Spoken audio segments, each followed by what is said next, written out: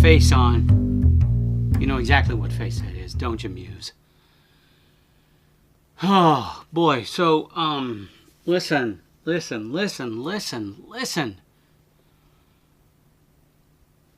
I'm working on The Dark Side Down, the third book of the Nameless Saga, which of course you know because you're my muse. You know exactly what I'm working on at all times. And so last night I'm writing, and out of nowhere, you hit me with this idea. And as usual, I go with it. It's like, oh, right, oh, okay, whatever, blah, blah, blah. Start writing and go off onto that not tangent, but take the story down this path. And get back into my groove. Blah, blah, blah, blah, blah. Bam! You hit me with another one. I'm going off in this direction. And it's just, you just keep pummeling with me with these ideas. Now, normally, you and I live in this kind of synchronous state wherein that every idea that you give me while I'm working on a piece, it's exactly the right amount of ideas that I need for that piece. So I always trust you. I always know that you're going to hit me with this idea and it's going to be exactly right, exactly what the book needs, and I'm going to take it off down that path. And in the end, I'm right. The amount of ideas you've given me were perfect. And I know that the Nameless Saga kind of throws a lot of the rules out of the book. And just by design, the complexity of its design, there are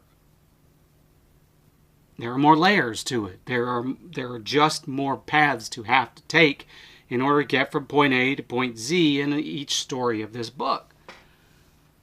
But come on! Last night was the first time in the process of writing this book where I had to stop and go, wait a second. Is my muse just kind of taking this basket of ideas and crumbling them up and dropping them down on me like these little snowflakes, thinking that I'm going to go, okay, this one, nah. You know, this juggling act wherein I am catching these ideas, checking them out, and seeing if they're going to work or not. Because that's not how we usually work, Muse. And yet, I keep throwing these ideas in because I think when it hits me, obviously, first and foremost, I think, well, okay, well, there's the muse again talking to me. But they've all been great ideas. And you hit me with this one, and I go, okay, why not? Let's see where it goes. And I start typing. And another one comes. I'm like, okay, let's keep going. And this story is going down paths and taking directions that I never thought this universe would have. Now, yeah, it's making it, from my perspective, it's making it richer and far more fascinating. But at the same time, it's making it infinitely more complex. And I'm okay with that. I love a story with a lot of complexity and a lot of layering. And I think that the people that signed that contract to read this series understand that the Nameless Saga is not your average piece of horror. That it's somebody once called Hell's Muse a Russian nesting doll of horror. And originally I thought the cast of characters in this book was going to be pretty small, but then you throw God into the mix. Now, as soon as you hit me with that idea, my first response was, oh, God? God? Really? God? Because you had just, the night before, if you'll recall, you introduced another character that I was shocked to find out was going to be in the book. But then last night, God. And I went with it. And then I realized that you were right.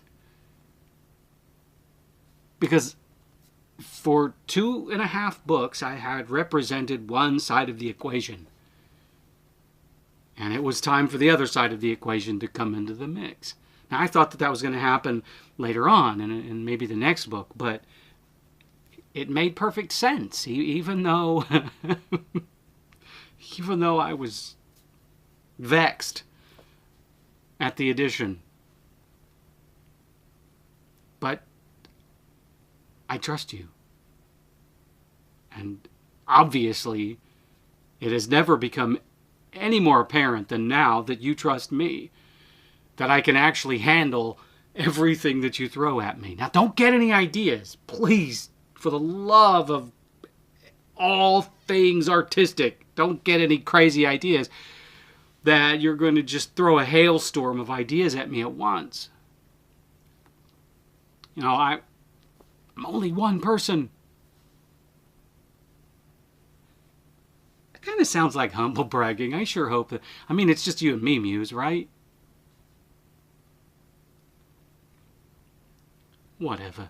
Whatever. Oi. Whatever. It's... I have to say, it's exciting, but it's exhausting.